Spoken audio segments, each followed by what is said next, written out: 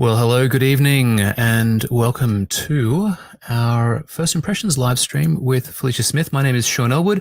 I'll be chairing this evening, and we're very lucky to be having a chat with Felicia Smith, who's a really talented cinematographer and YouTuber based in Melbourne, Australia. We've put the camera in her hands for the last almost week or so. And she's come back with some impressions. So we're here to chat about that. I'll bring her on without further ado. Hello, Felicia. How you doing? Hi, good. How are you? Yeah, really good, really good. How's your past week been? Yeah, not too terrible. Under the Lots of things circumstances. happening. Huh? Under the circumstances. Under the circumstances, yeah. But yeah, no, I'm feeling a lot better now and back to making videos Right. and also lockdown, you know. Yeah. Must have been presented some challenges for actually getting out and using the camera.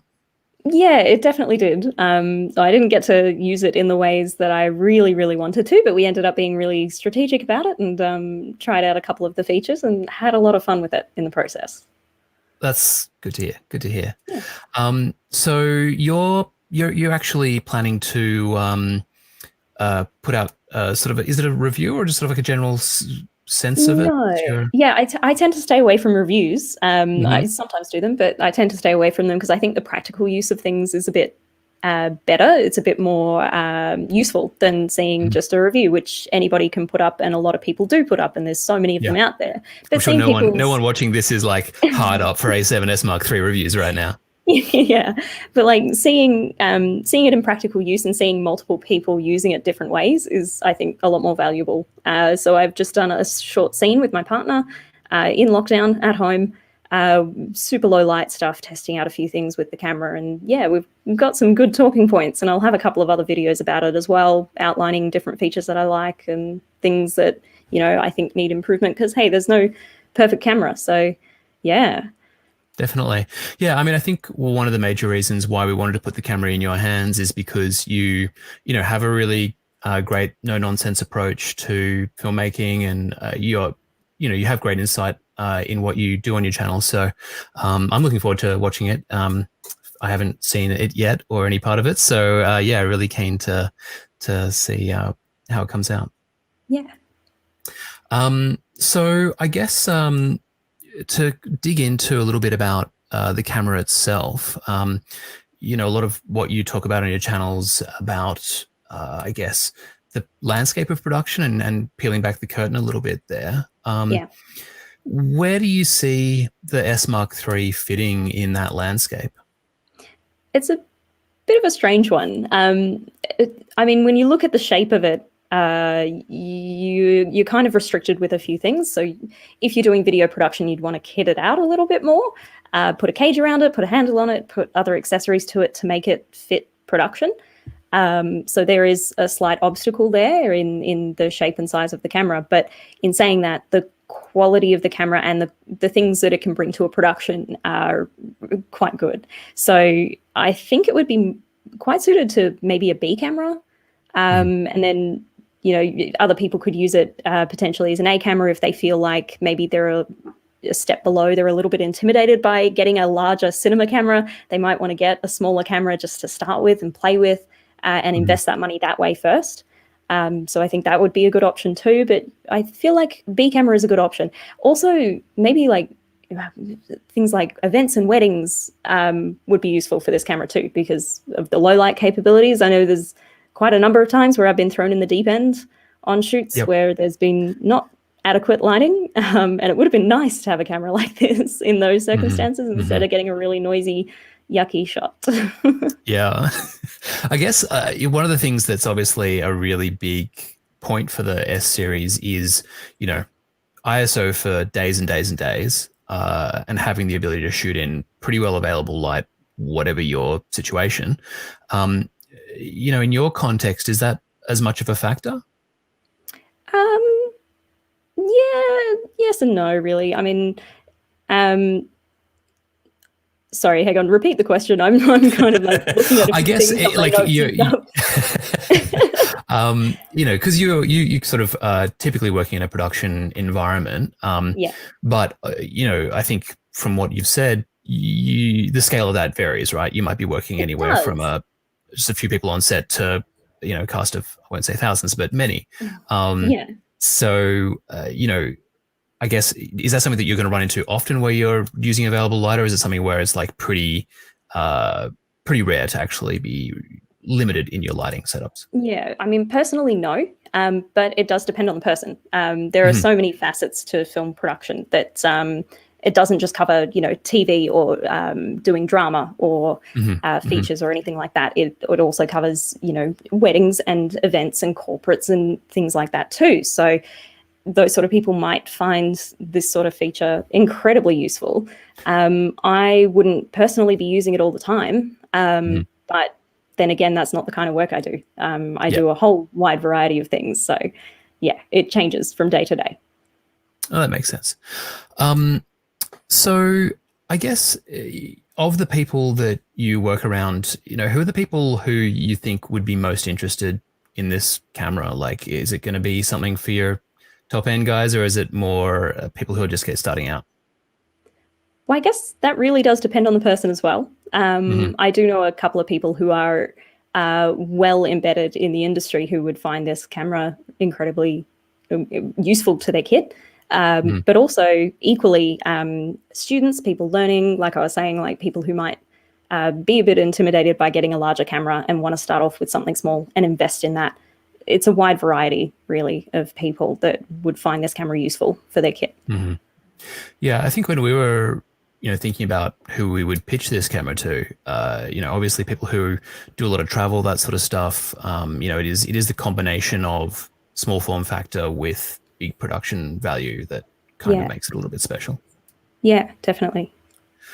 Um, what are the things on the S Mark III that you think are really going to, I guess, change the envelope? Like, what's stretching out? What's going to make new things possible? That the ISO, the really good Mm-hmm, ISO, is definitely, like we were saying, going to help a lot of people, and I think that's really going to push the envelope with this camera. mm-hmm, I think also high frame rates as well. That's something. I mean, that you don't really do it all the time, but having the option up your sleeve is really good. And I mm-hmm. think most importantly is it's a camera that's reliable. Yeah. You can shoot for hours and hours and hours on end, and the battery will die before anything else does. Mm-hmm. But you've got a camera that's reliable. You know it's going to work as soon as it comes out of the box and it's charged and ready to go. So I think reliability is the biggest factor Yeah. in this sort of thing. I was going to say for people who are tuning in, chuck any questions you've got in the chat. We're definitely here to answer questions while we go. So yeah, don't be shy. Um, the I was going to ask you very quickly. Speaking of the slow mo, did you get a chance to try out the 240p HD? 'Cause I know No, that. I didn't actually No, okay. do 240. No, I did Mm-hmm, 120 in 4K and loved it. And I thought the mm-hmm. images were crisp and beautiful. That was some daytime stuff that I did that I've got up on Instagram right now. So on Instagram, it looks crunchy and weird. But, you know, Oh, Instagram. um, but yeah, I'll be releasing things slowly and showing people different results. But the images were just so beautiful out of that 4K. I haven't tried the full HD 240 though, and I think that's something I'd like to try in the future. Just got to find the right Yeah. subject because sometimes like high frame rates can just look like paint drying. Yeah. So you got to find the right thing to film.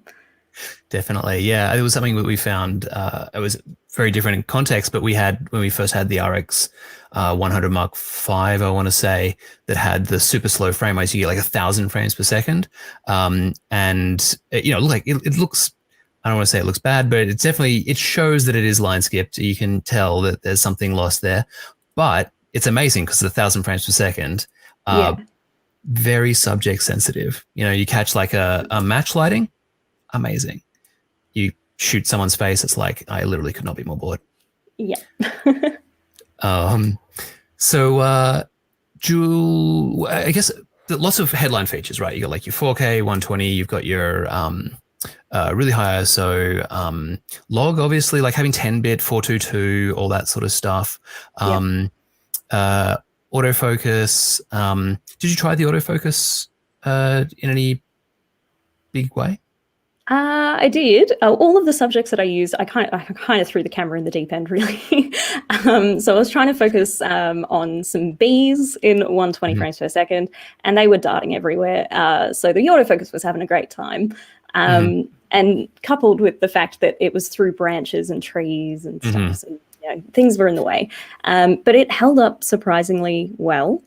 Mm-hmm. I will note that the eye autofocus picks up immediately. Like autofocus is not something Not filmmakers something you use a lot. typically use. But I found it incredibly usul because in lockdown I don't have a focus puller. What am I supposed to do? I just turn Mm-hmm. autofocus on, The indignity. and yeah, I mean the eye autofocus was amazing. It was an absolute godsend. I found that it picked up almost immediately. And you can see the little box on the screen tracking the eye, and it's in focus. You can just trust it and be like, this is fine. Just autopilot it and focus on other things that you need to focus on if you're a lone operator. Yeah, which is, I mean, definitely, I think that's the goal for that feature. Just to be able to let go. Yeah. Um, the I had a question in the chat. Just Victor was asking, does the A7S have a crop mode for crop lenses? Which I can probably field that one. It does have a crop mode. You can bring it down to 1080p in Super 35. Unfortunately, there's no option for 4K at that lower resolution because it's only really a 4K sensor. So, yeah, you're going to be bringing it down to full HD if you do want the crop. Yeah. There's a question from Brett, maybe this would be a good one for you, Felicia, asking, how is the high ISO really like? Hello, Brett. Yeah, the high ISO, it performs really well. You'll notice in the video that I've got going up at midnight that there are I didn't actually show it in that video, but it was kind of like there's a really nice sweet spot at 16,000 ISO. Which I thought was incredible anyway. So I feel like if you're going anywhere between the base ISO, the native ISO of the camera of 640, and you're wanting to bring it anywhere upwards of that, and you're shooting in a super low light scenario, I'd probably go 16,000 and then stop down.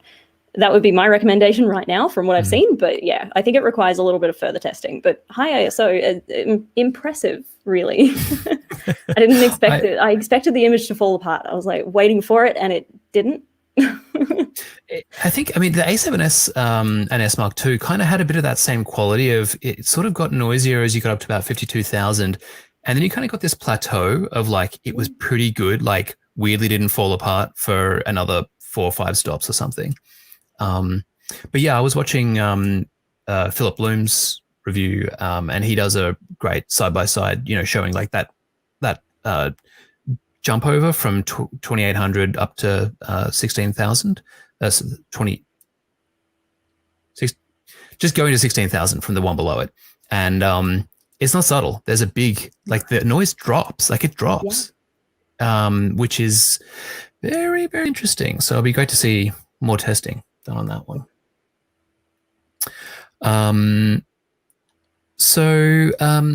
Okay, so I guess, we're here, we're talking about the A7S Mark III. We can't really get out without talking about heat. Did you have any experience of heating? Nothing at all. In the usage that I was doing, I don't do stress tests on things because that's not the way things are going to be used. I'd rather test things the way they're going to be used. And with everything that I did, I did some pretty long 120 frame 4K shots, but there were no issues. There was no overheating. There was nothing like that. In fact, I was even impressed with the battery life holding up really well. But even to the touch in terms of heat, it was fine. Like it didn't even feel like it was working. So I think that's a real testament to the heat distribution and getting that heat away. The design is really, really well done.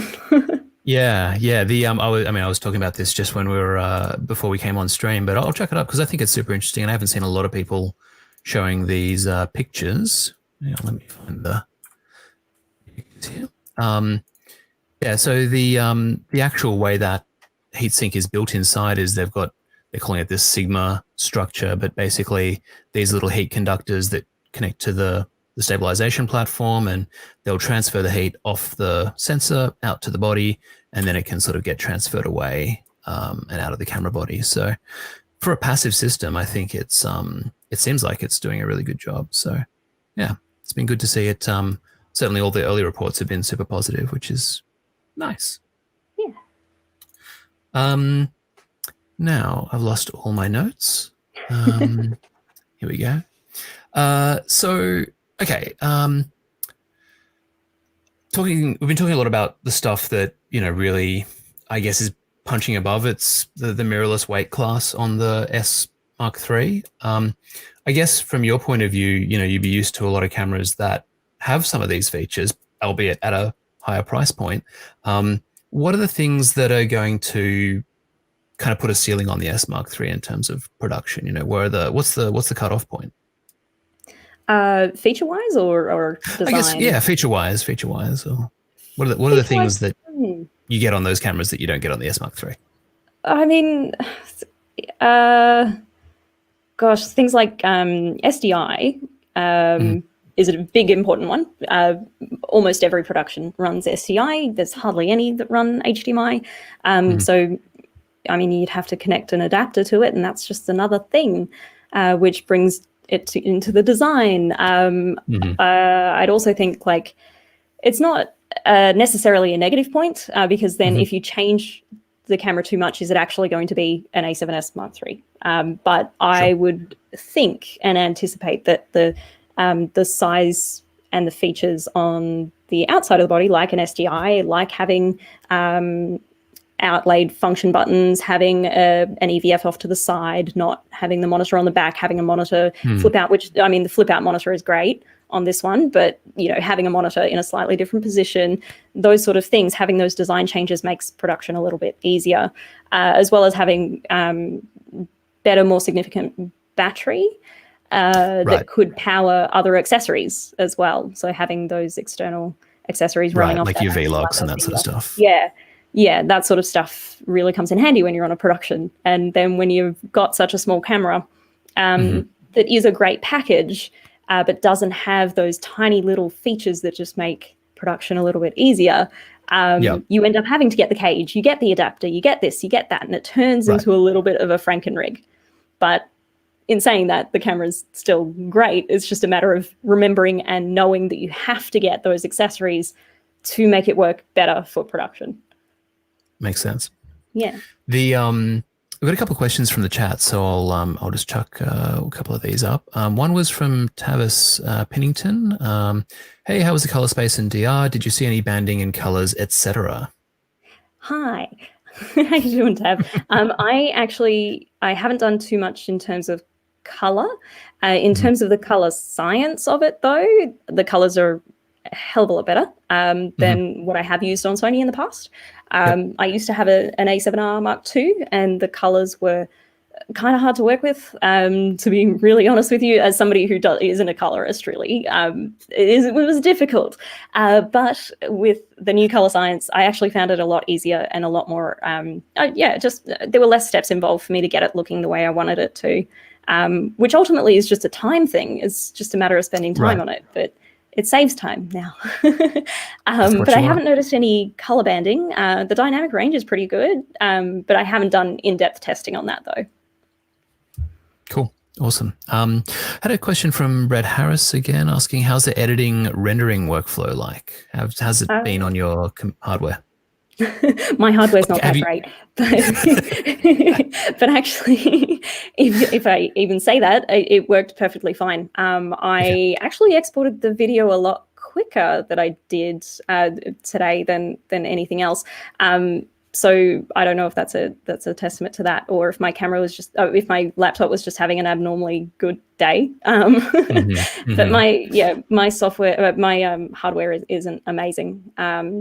And that's There's definitely been a lot of people sort of having struggles with H.265 encoding. And that just seems to be kind of stay away from that, though. H.264 is ample, and the All-I is great. So having that amount of information and that detail, you're not missing anything. Going H.265 is just another beast. I don't know. I'd stay with H.264. Yeah, it seems like most of the computers these days don't have proper hardware acceleration for it or anything anyway, so it just gets very hardware intensive and painful. Yeah. I got a quick answer for one of these ones here. Victor asks, is there an anamorphic mode? There is not an anamorphic mode in this camera. So quick and easy answer. James Clugston was asking, and this is one that, again, I think I can answer. Will the new menu system come to the A7R Mark IV and A9 Mark II?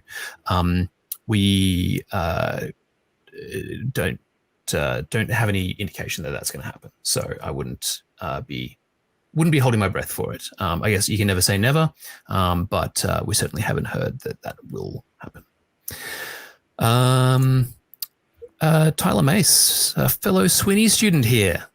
Mostly interested in shooting the highest bitrate codecs. How many CF Express Type A cards would you recommend buying? Okay. I'm taking notes here for the product manager. Okay. It depends on what you're aiming to shoot. But I usually, as like a ballpark figure for any camera kit, would recommend at least 3 cards of at least 128. And that way, if you think about it on a film set, if you're any sort of production, it doesn't matter. You can have one to shoot on, you can have one wrangling, and you can have one spare. That's the way I think of it. But then again, you can set up your kit however you want, but I think a minimum of 3 cards is ideal. I guess one thing I'll chuck in there, CF Express Type A, although awesome to have, definitely helps your ingest speeds. Imbibe speeds. I've been too much drinking. Your ingest speeds will be faster with a CF Express Type A, but the only codec on the camera that you actually have to have a CF Express Type A card for is 120 frames per second at the max bit rate in S&Q mode. So even just like the regular 120 frames per second in movie mode, you still don't need CF Express Type A. It's just that S&Q mode. So, if you want to get the best, then by all means, that's what you got to get the CF Express Type A. But if you there's probably not going to be a heap of them around just at first. And also, if you're trying to pinch a few pennies, then you can go for SD UHS Type 2 V90s, and that will get you 90% of everything on this camera with no dramas. We had another question from Tyler. Actually, it's not really a question. It's just a comment. But he did say he's pre-ordered an S Mark III just because he wants the full frame video without jumping to the FX9, which... Yeah, there you go. That's it. That's like, no, I don't want to spend that much money on a camera yet, but I still want to get some sort of quality. So you're investing in something smaller, and that's perfect. We had another question here from Matt Weatherall, just looking for comments and clarification with the overheating stuff. Some YouTubers are having with not heavy tests, yet other extreme tests, the camera seems to pass fine. I had a couple of thoughts on this one. I don't know if you had anything you want to chime in first. I personally, I do, obviously I do YouTube, but I don't watch a lot of YouTube. So I'm not 100% sure who's having the troubles and who's not. And I'd love to see their tests before commenting on it to see what it is. But yeah, in my general usage, I haven't had any issues. So yeah, we definitely had, the two that I've seen were the 3 blind men and a elephant. And the Matt somebody else, I can't remember his surname, but they both tested in direct sun. So it was like Florida sun, basically. It seems, and again, this is just based on what we've seen from the testing, but it seems like the S Mark III, because it's a passively cooled system, the body still has to be cooler than the inside for it to cool. That's just sort of how it's going to have to work. So if the body gets heated up to a point where it's as hot as the insides, you don't get any benefit from the cooling system. It is passive. It has to radiate that heat away. If you're holding it in your hand, it seems like it'll pass the heat into your hand and that'll be fine. If you've got it mounted on a heavy tripod, that's going to help take some of the heat away, unless of course the tripod's as hot as everything else. But yeah, if you get a hot camera in a baking hot environment, it's gonna just you've got nothing to sink that heat out, and the temperature is going to go up and up. So yeah, any camera would do that though too. Yeah, that's right. I mean, unless you've got some kind of real active, and I'm not talking like more than just a fan heating cooling system, you're going to run into that eventually. So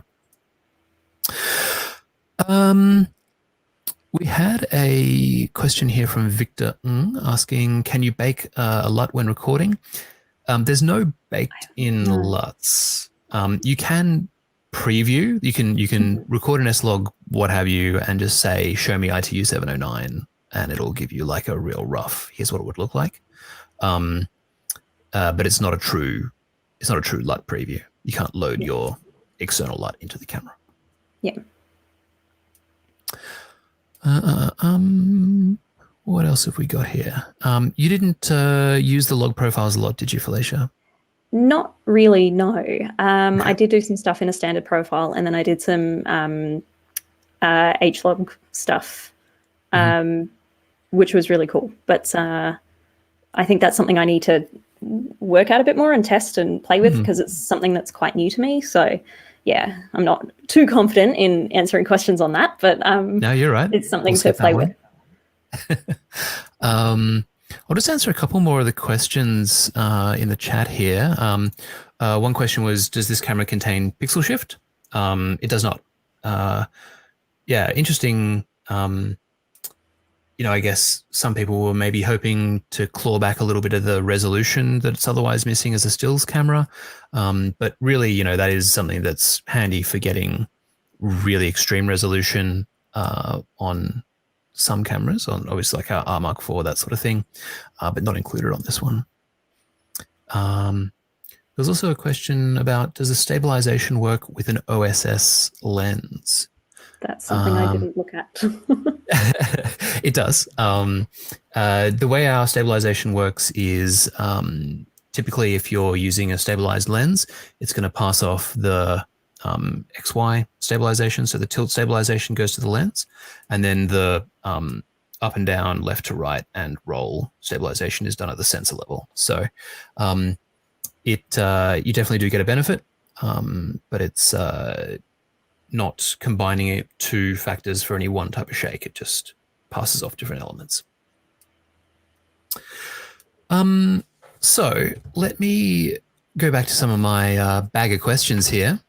I was going to ask you a little bit about, I guess, the lens ecosystem for this one. So obviously, there's a heap of E-mount lenses, but people often in Cineworld are shooting on a whole range of different lenses.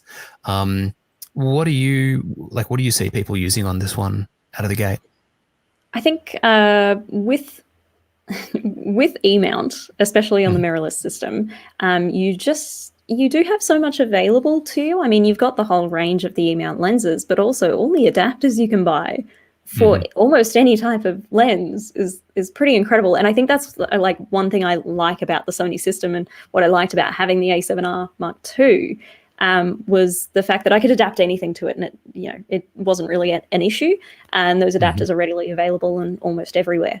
So that's something I see as a big tick of approval for the mount system.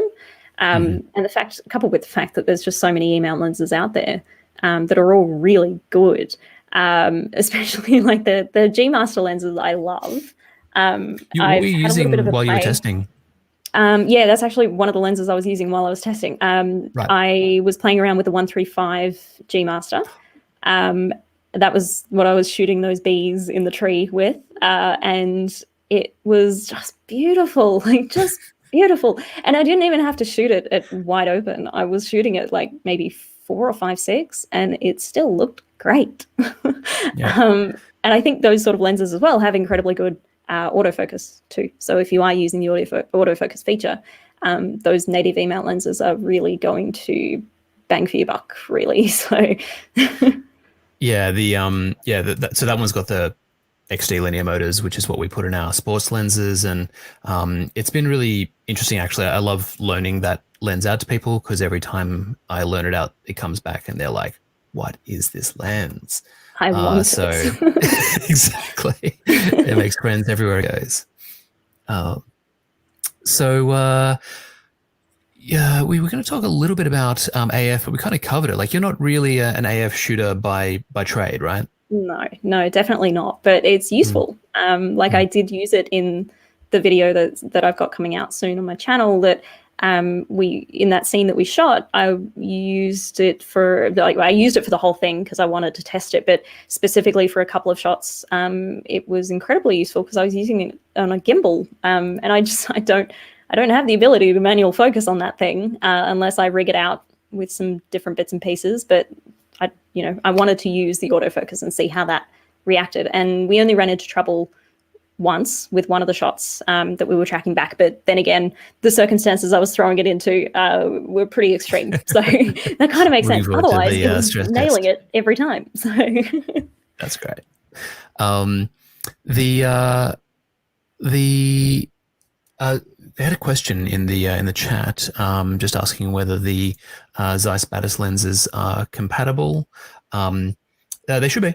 There's no reason why they wouldn't. So they're designed for E-mount. As an official Sony representative, I can't tell you that they are compatible, but they're marketed that way. I'm sure they'll be fine. So yeah. So we're just kind of rounding on my last few questions here. So if there's any last questions from the chat, get them in now. So I guess my last big question for you is, are we ready for the deluge of 120p slow-mo that is about to flood across YouTube? I'm ready for it. I like watching slow-mo. I think it's quite relaxing. And in a time like this, you need to relax all you can. No, I like shooting. I like shooting slow motion when it's necessary. Or like I said earlier, it can be like watching paint dry, really. So you have to find the right subject to shoot. But really good, well shot slow motion, it looks amazing. All right. We have one more question here. Matt Weatherall asks, does Face Eye Track work over monitors and HDMI now? Did you try it? One. No, I didn't. I can tell you that it does not. So of course the eye tracking still works, but you don't get the visual overlay for it transmitted over HDMI. Which has actually been a pet peeve of mine personally as a trainer, because I'm always like, look, it's so cool, you can see it and you can't see it. But still, it's unfortunately not currently possible. Simon's correct. Everything does look better in slow-mo. Yep. So Shui's Adventures, what exactly does 5 stops of stabilization mean? Is it just the axis? Do you want to field this one? It's kind confident? Of like I'm semi-confident. So stops of stabilization is a new term for me too. It's not something I've really looked into before, to be honest with you. I don't think it really comes from the cinema world at all. No. Like, it doesn't come from the video world. Yeah, but from what I've looked at, you can correct me if I'm wrong here. The 5 stops of stabilization is the sensitivity of the stabilization that you've got set up in the menu system, which I thought was really nifty as well. So the sensitivity of changing over between subject A to subject B and how fast that is. Right. Is that we? That's the focus. That's the focus changing. No. So the question is about, when we talk about like how strong the image stabilization is, right? So often, like, manufacturers will say, like, camera is 5.5 stops of stabilization. Fine. Should we jump back in, or are you right? No, I'm good. Okay. You take it. All right. I got it. I got this one. So generally, it's based on a stills measurement, actually. So, be taking a still image. If you could normally handhold a photo safely at 1/200th of a second, if you have 5 stops of stabilization, you can shoot at 200 divided. It's like half 5 times. It's like a 1/6 of a second. I don't know. I'm wrong. It's but it's basically it's 5 stops down from 1/200. Someone's going to do the math and show me up in chat. But it's 5 stops worth of extra shutter speed that you can dial in without getting camera shake, which obviously actually doesn't really tell you much when it comes to video. But it's the only standardization we have really for video stabilization. Everything else is just kind of like, try it, and if you like it, it's good, and if you don't, then it's not. Yeah, I don't know, unless you've run into some sort of SEPA standard for video stabilization, Felicia, in your No, travels. not really. I mean, most video cameras don't have stabilization, and it's all you do it yourself. So It's good. it's all about how you walk and how you move and how you hold the camera. And I mean, that's even something you need to think about anyway if you're even using a camera that has image stabilization, because it will definitely help you get the smoothest shot possible. But, you know, still, video world doesn't really focus on it. Everyone's doing maths in the comments now. All right. Look, I think that's pretty much. Oh, yeah. So Matt's just clarifying on the HDMI out thing. Yeah, basically, you can still see it on the back of camera display. One of the nice things about the S Mark III is, a lot of the our previous cameras, once you started having external displays, you wouldn't be able to use the on-camera display in certain modes and what have you. The S Mark III, just everything works all the time, which is handy. Yeah. Yeah, with the eye autofocus, you'll just get it on the screen on the back of the camera. Your video out will just be, I mean, if you've got the interface display, then you'll get the interface minus eye autofocus. And if you've got the clean out, you'll just get the clean out. So yeah. Thank you so much for coming on the stream, Felicia. You're very welcome. I'm glad to be here and to have an opportunity to use a camera before it comes out. It's pretty exciting. So, yeah. I'm looking forward to seeing what you've done with it. For everyone else who's tuned in, we'll have a few more little chats going up over the next few weeks. So keep your eyes out for that. We also, of course, the other thing I wanted to quickly remind everyone about is we have announced our Alpha Film Festival, which will be kicking off next year. So we're not locked in on dates yet, but tell your mates and get your filmmaking fingers warmed up if they're not already. We'll be having 3 categories: fiction, non-fiction, music videos, and big prizes. So, Felicia, I expect to see your entry in. Okay. Promptly. All right. That's it. Thanks, everyone, for tuning in, and have a great night. Bye-bye. See ya.